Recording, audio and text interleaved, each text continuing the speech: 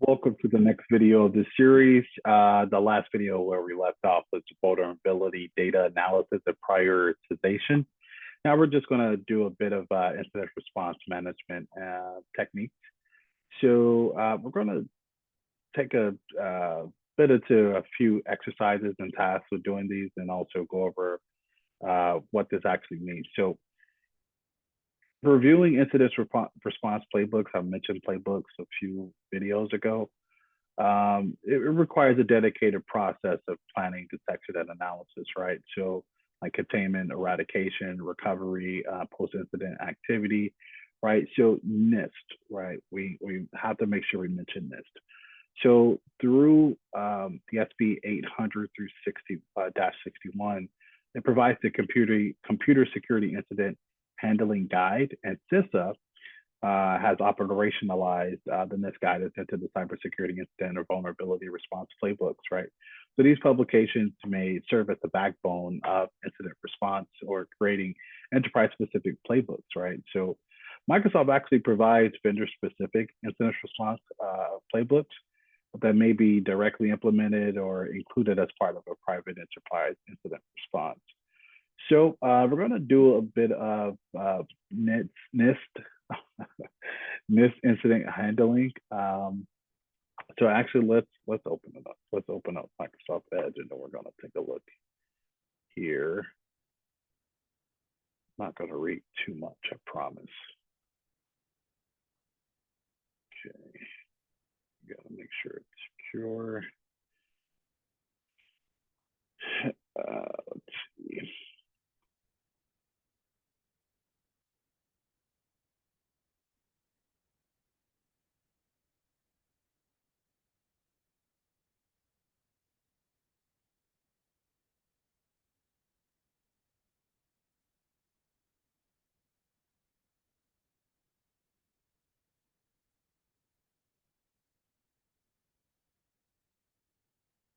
Was that long enough? I'm not sure if it was long enough. Should be loading in just a moment. There it is. All right, perfect. So let's actually head down to page 30. Right, so handling an incident, right? So this section of the publication, right, it provides guidance on how to implement the incident response lifecycle part of what I was just mentioning. So the guidance provides definitions and methodology guidance, right? But it can't be necessarily directly implemented during an incident, right? So now to implement the CISA cybersecurity incident and vulnerability response playbook, you could do a few things. Actually, I'm going to, let's see, so I don't have to type everything over. Let me open this tab and then there. All right, and then actually I'm going to page 5. Then I have an incident response playbook for CISA, right? So when you discover the playbook based on the NIST guidance, right, it provides actionable implementation to include, right, as far as like some sort of checklist that you can have, as far as methodological way of doing things, right, as far as incident response. So we can actually take a look at the Microsoft incident response, right? So here's their incident response playbook, and actually let's take a look at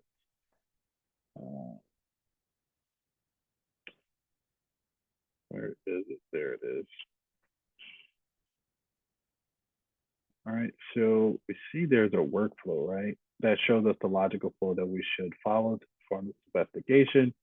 This is a vendor-specific tactical level guidance, right, for incident response. So, so those are the tools you can use for different playbooks, right, and different implementations, but they're pretty much all like very similar general guidelines. And some guidelines, as far as incident response playbooks, they vary based off the type of attack, type of enterprise that you're in, the type of industry, as far as things that you want to follow.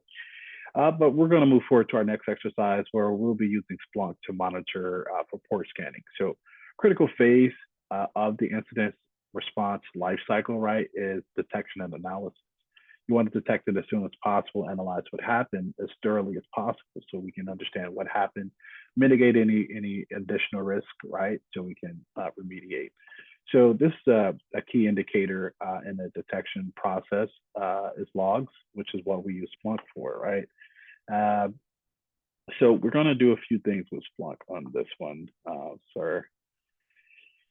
So let's actually make sure I'm on the correct. Yeah, I am. All right.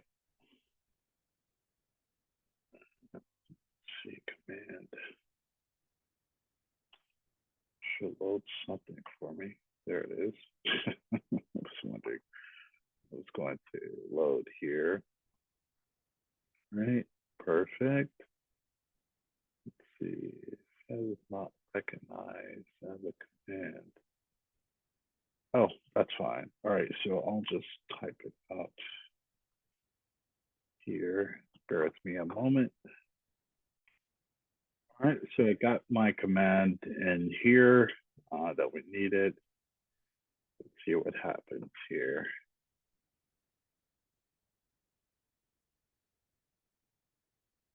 Is it working? All right, so alternately, the text may be highlighted and transferred to the server through the menu or the web clipboard. But this is the install command that should be installing this Splunk Enterprise from its downloaded location, right? And it will pretty much, I'm pre-entering the username and password into the install application. And so it can be pre-filled during the installation, right? So when I actually have the app loaded after it installs, then I'll already have the user and password already there. But it looks like it doesn't feel like working today. There it is, my guy. All right, perfect. Okay, there we go. And of course, we naturally want to, let's see, should we customize our options? No, we don't have to. All right, username.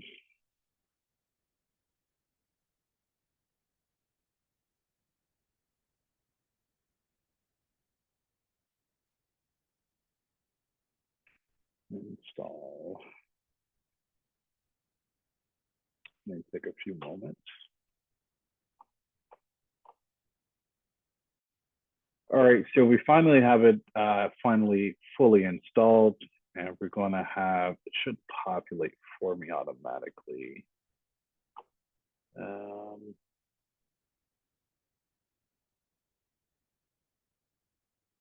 Yeah, because I told it to populate for me. Let's see.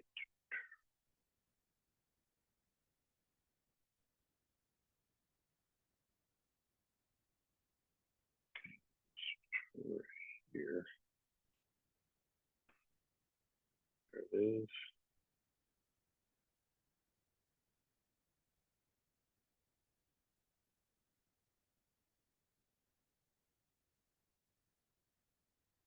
That's not it. Okay. All right, let's fix this. All right, perfect. So we finally got everything installed and loaded up here, and I've logged it to the admin portion of the account. So now we can head to our settings.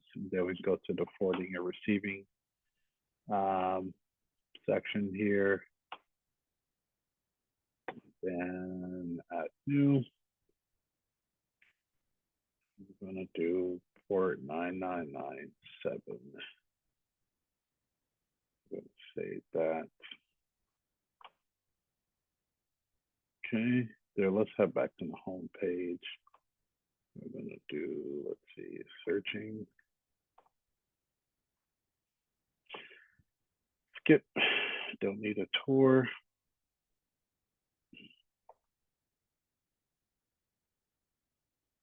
Actually, let's see. And I'm going to start the defender.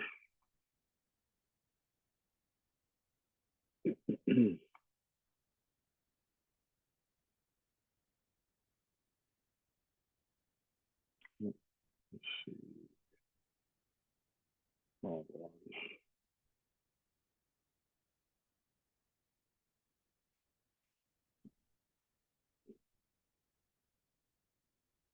Now roles. The role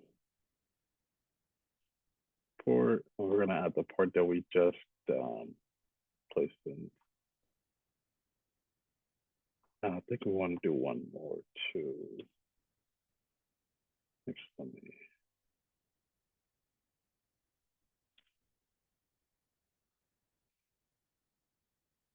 So TCP, of course, we want to allow the connection.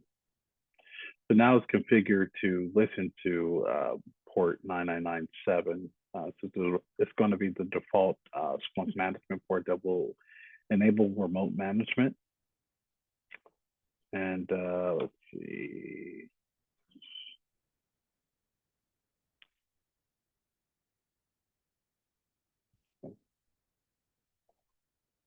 Finish.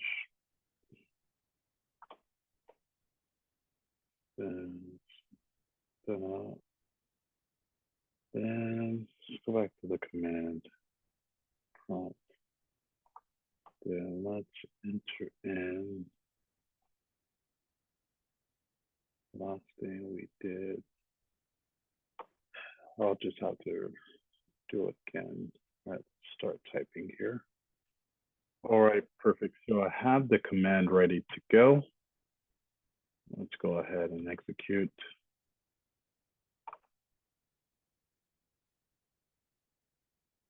Okay, so it should get started.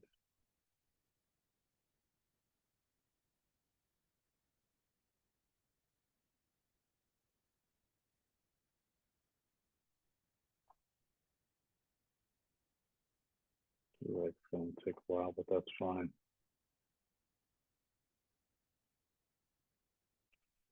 All right, so I'm using a different server instead, which is okay. That's what I should have done to begin with.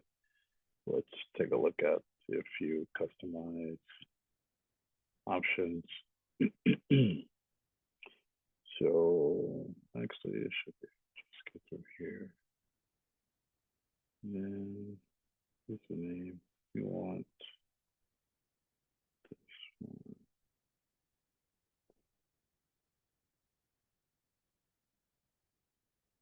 No. Okay. Okay, use a different one. That's fine.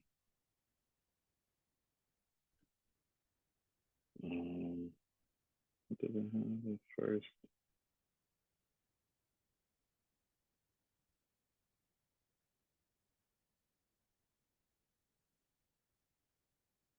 There it is. I'll just do that. Fine. I'll check all these boxes here. Actually, see.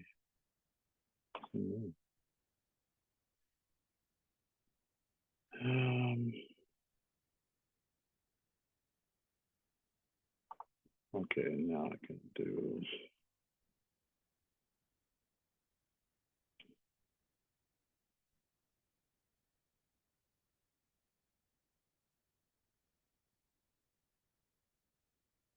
Yep, yep.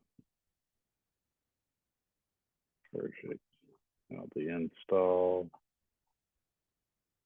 Now it's going to be installed and configured on this server, DMO1. Shouldn't take long.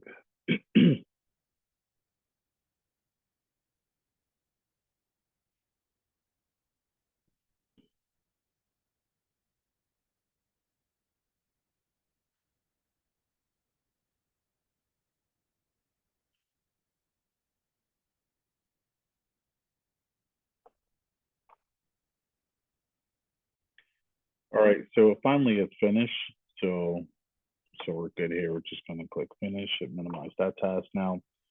So now we're just going to install and configure the TA WinFW. Now, Windows by default, it does not log successful connections. Additionally, the firewall logs are not normally parsed and ready for interpretation by a log collector, unfortunately. So we're going to install the TA add-on and configure it to forward log firewall logs to Splunk. And let's see, let's open up Edge to get that started. Then let's go here.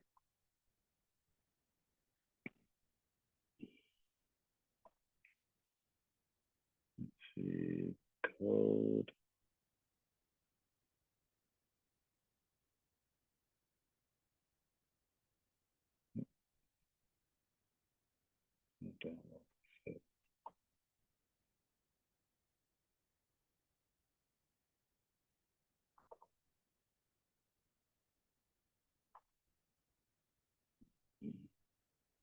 Sorry, good.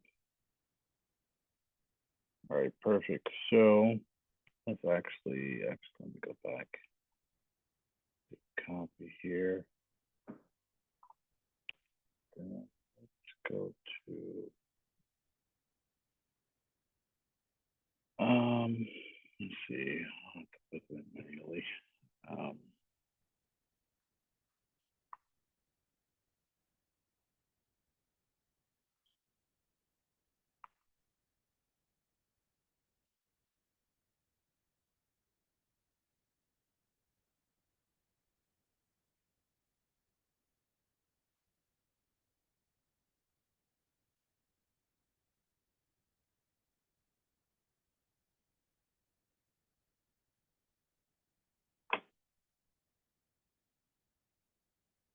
Okay, perfect. There we go. I'll just paste that here. All right, perfect. So let's see. Let me open this up. Then let's take a look. Should be another file. Oh, there it is. That's what I was looking for.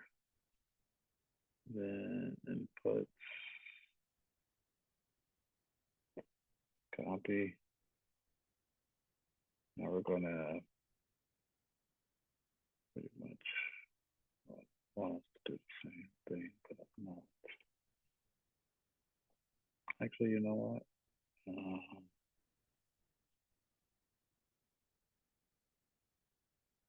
Let's here actually just delete this. All right, perfect. So now let's take a look at the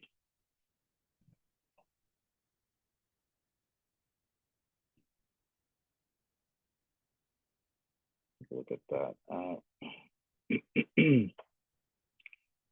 notepad. Okay. Then we're gonna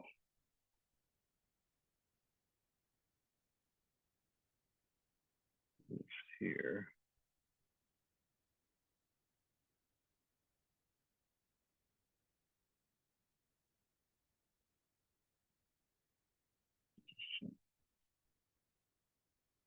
Additional things here as far as the inputs for the configuration. Now we're just going to save it. Right. Let's see.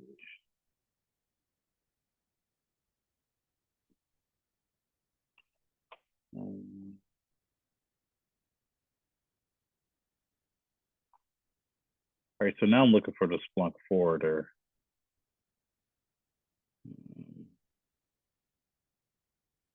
And restart.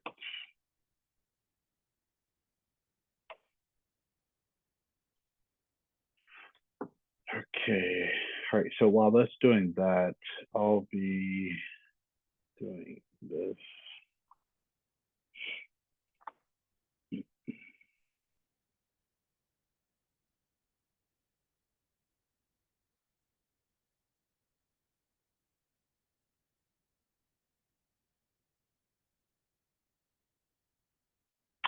All right, perfect. So now let's see if we want to log successful connections, most definitely. And we also want to, never mind.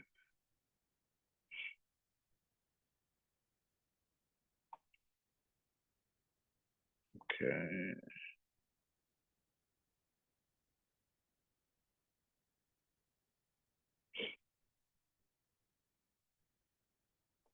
Let's see. All right, so we're gonna also do the same thing for the local computer as far as logging successful connections.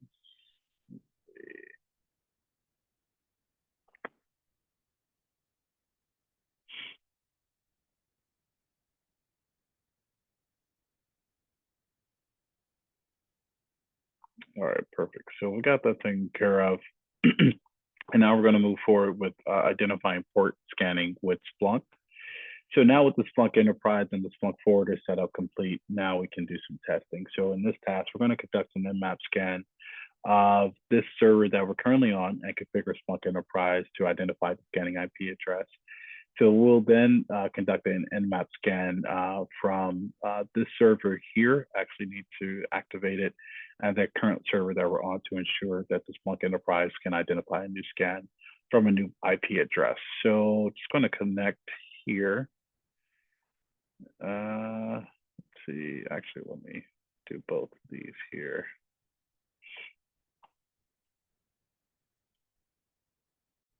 All right, so now that I have Kali up and running, let's open up the emulator here. We're gonna do some, get our hands dirty with some scanning. All right, so let's do this here.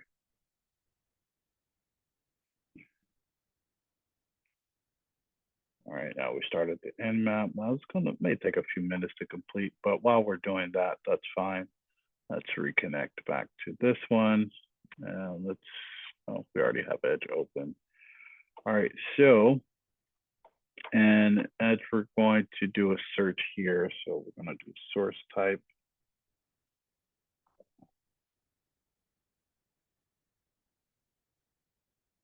Okay.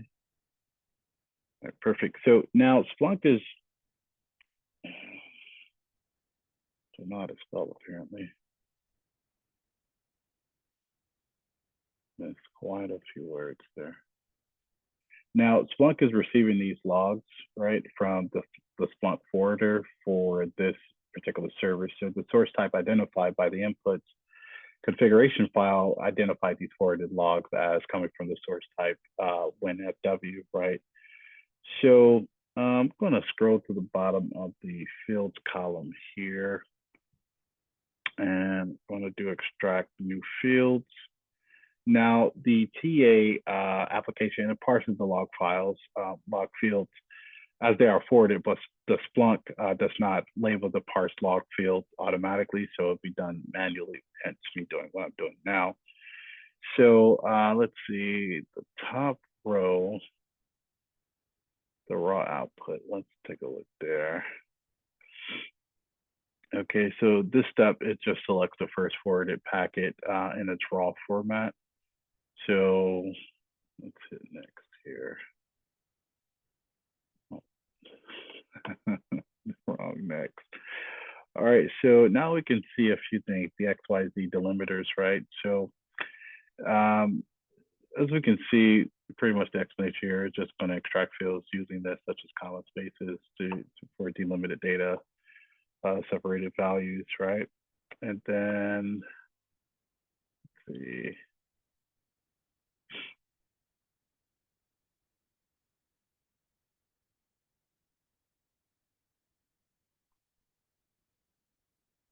Okay. Oh, there it is.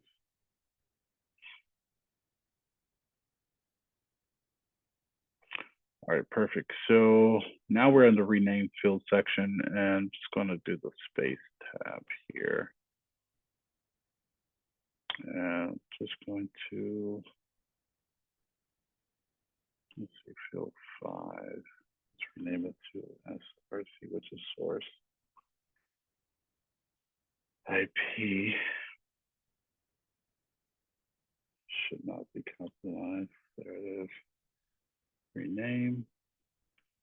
And then field 6, we want it named for DST. Well, there it is. Rename. And now for field 7, we want DST port. Got source, destination, IP, destination port. It's kind of similar to what we did a few videos ago. So now we can hit next. Now we have those renamed. And then for the report, we want it for scanning. It's easy to identify. So now we can finish. And then success. We've extracted additional fields from our data, which is the source type. And now we can actually head back to the home screen. And then search and reporting. So we're going to do the source type again. This time I'm going to actually spell it correctly. So, and I didn't. Okay. There we go. All right. See, we're loading a few events. So let me take a look at all these fields here. So I just want to make sure I check off a few. The ones I particularly named. These, this one. I did port IP. Did another one. Source IP. There we go. Perfect. All right. So close this one. Now it's gonna show mine as far as the selected fields that I have. So now I'm just gonna do a new search. All right. So in the search, just gonna put just a few things here. Let's see. All right, so I finally have the search input, and let's take a look here while it parses. Now, in this case, the criteria which has been established to search for indications of a port scan, right, on this particular server, which is greater than 5 port connections completed, and that the scan source was not the actual IP that I have here, 0.2. But its criteria is valid for the lab condition that I have, because if implemented at an enterprise level, it will likely be modified to include the number of packets received and connections made over a shorter period of time. Now, if we observe in a search input that let's say 0.5 was identified as meeting the search criteria for conducting a full TCP connect scan, then it would have resulted as such. But now we're going to conduct an Nmap scan from another server and determine if the rule set created above in here, can identify a new scan from a new IP address. So let's head on over there. It should not be asking me for a password. All right, so let's take a look. So let's do the scan here.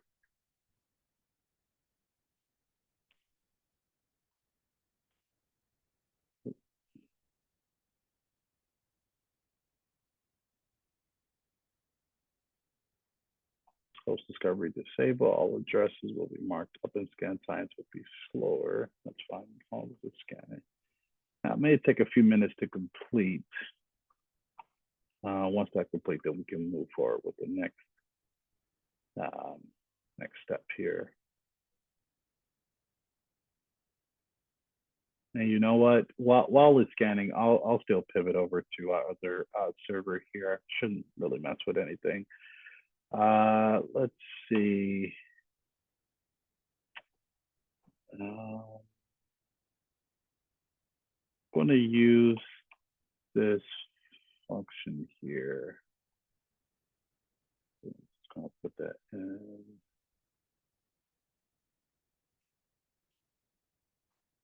Configure Windows. Actually, you know what? Let me just do this again instead. There it is. So it shows more than one. Perfect. So as we can see again, as I just mentioned, more than one. So the 0.4 now shows up in the search results as meeting the defined criteria for port scan. So everything is on the up and up, and that'll be the end of this video. Well, I'm sorry, we actually have another exercise. It's not the end of the video. So what we're going to do now is create a forensic image for investigation. So then this is part of the incident response management, right? And it must include a forensic investigation. In order to conduct an electronic investigation and discovery, a forensic image of the source data must be made, and the copy data may need to be mounted so it could be examined. So what we're going to do is prepare a data source partition for forensic imaging, right? So let's swivel over to this particular server. So we can actually go here.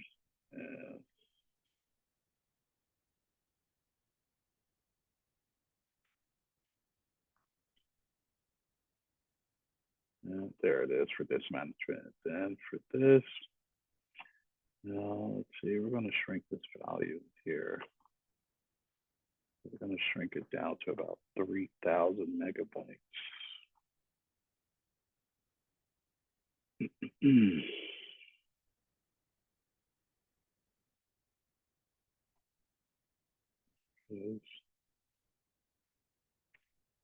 Shrink. Okay, perfect. Now for this 0, let's see. Actually, should be in the, yeah, there it is. So let me create a new value.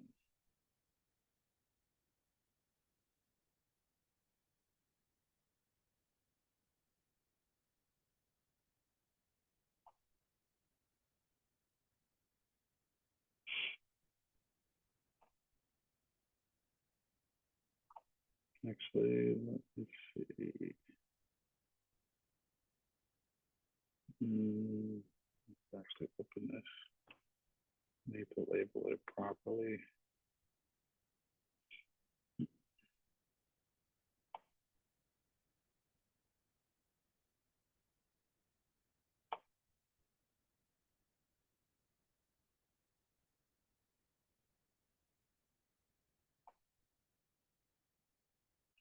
All right, perfect. So I got it relabeled into data source versus just having a generic name. And the value that we just created will serve as the data source for the forensic image. So now we're going to create the value that will host the forensic image. So let's see, for this 0, let's click here. I'm going to shrink that value also just a bit.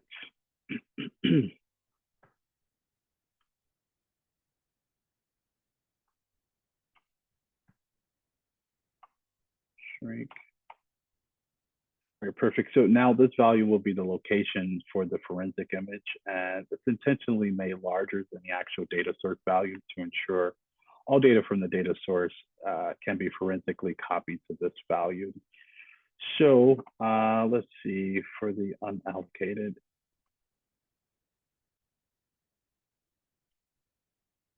do a new simple volume. Then we're going to name it image storage.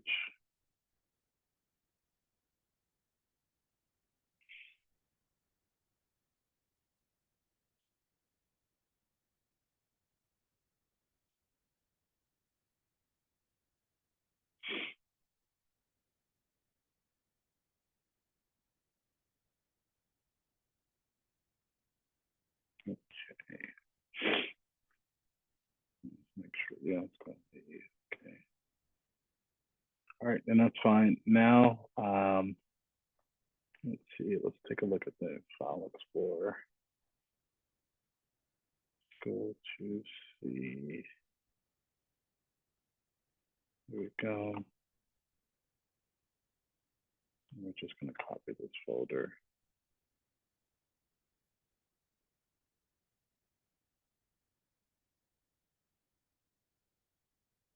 All right, perfect. And then we're going to go ahead over to D. We're going to paste.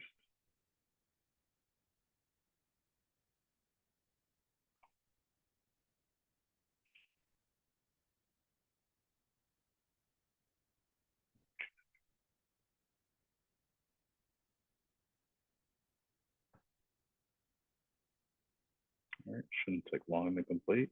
Just only 12,596 items.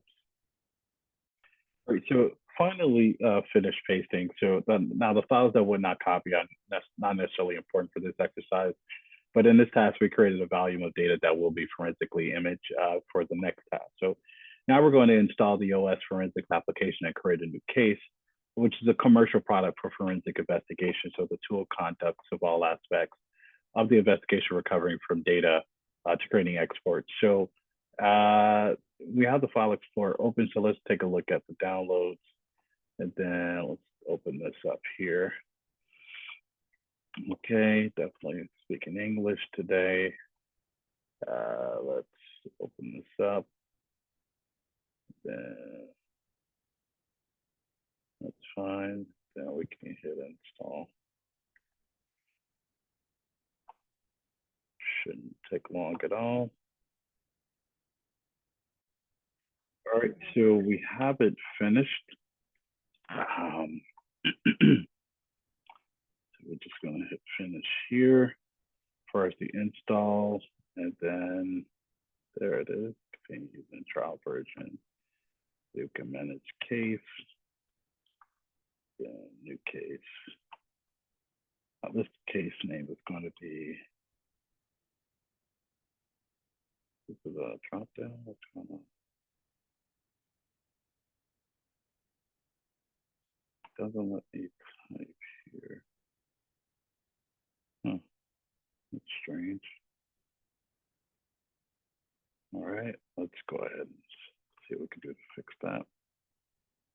All right, so we're going to name it data source investigation.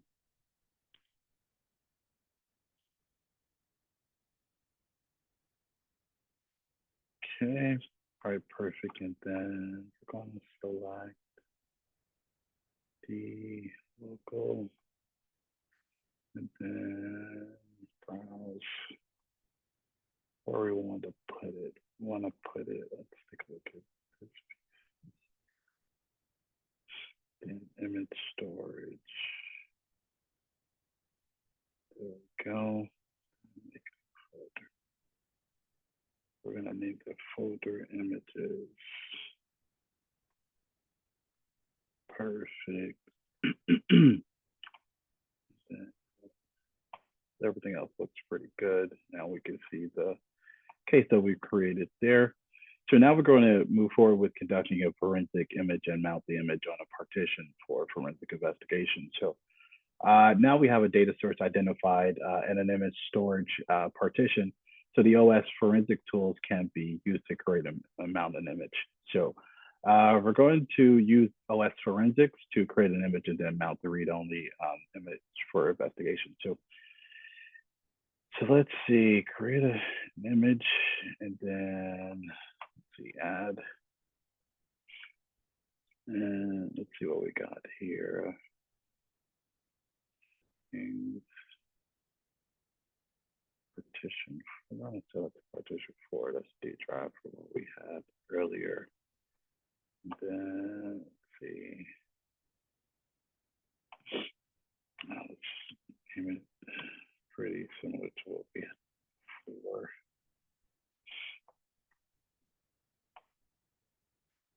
All right, so now for the image settings, we're going to select the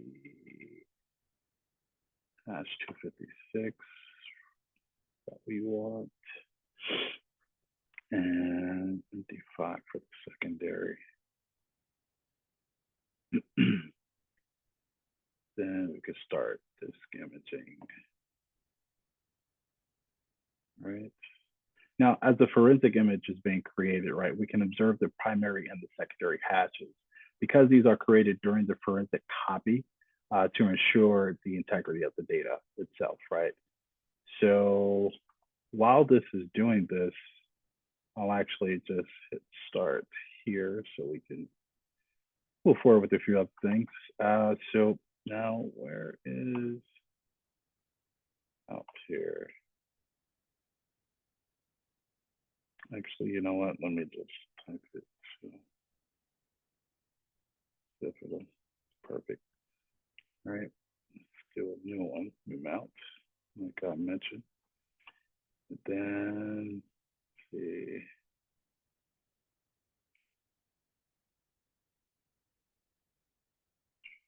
Oh, where's the image file? There it is. Okay. I want that open. Okay. And then now, I believe that's everything. Then actually, we're just going to exit. And then we could do File Explorer. And let's move the F users.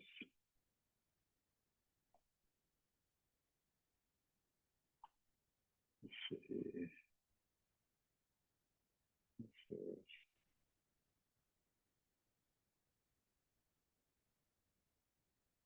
I would.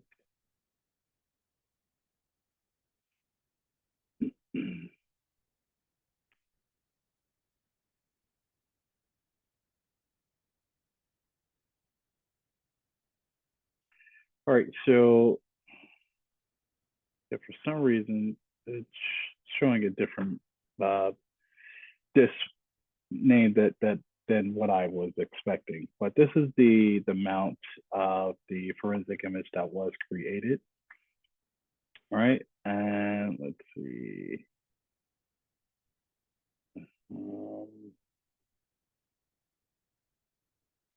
Here.